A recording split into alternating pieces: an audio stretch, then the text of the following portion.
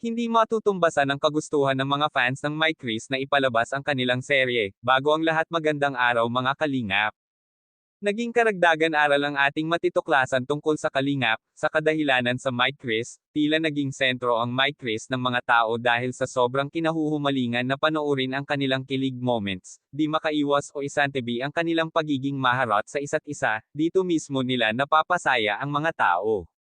Ngunit sa isang iglap lamang ay biglang nanibago sa naging asta ni Mikoy, hindi batid sa atin na may nagbago nga kay Mikoy dahil hindi naman natin masyadong pinapansin iyon, ano ang nagbago sa kanya.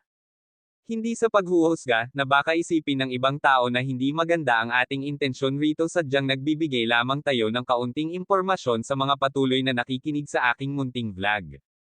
Hindi lang naman isa o dalawa ang nakakaalam na ito ngang si Mikoy nagbago na simula nang tumagal ang kanilang tandem na Mike Chris, naging isa sa mga matured sa kalingap at kahit papano ay nasusubok na rin ito sa mga sariling vlog niya, bukod roon ay masyadong open na ito kay Krista at madalas na nagiging gentleman ito kapag kaharap ni Krista, tila ba nag-isang babae lang para sa kanya.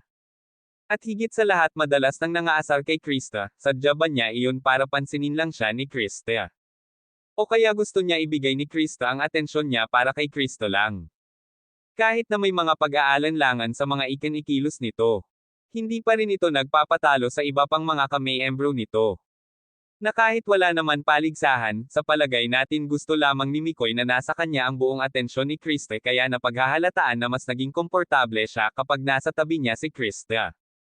Hindi lang naman si Mikoy pati na rin si Krista, kinikilig ito kapag bumabanat na itong si Mikoy sa kanya lalo na yung salita na hindi mapigilan ni Krista na kiligin at natatahimik na lamang, alam natin na gusto rin naman ni Krista ang ganong pakiramdam, kaya't pareho nilang ini-enjoy ang mga nangyayari sa kanila sa araw-araw, marami salamat, pakisuportahan po ang aking channel at sa lahat ng bumubuo ng kalingap.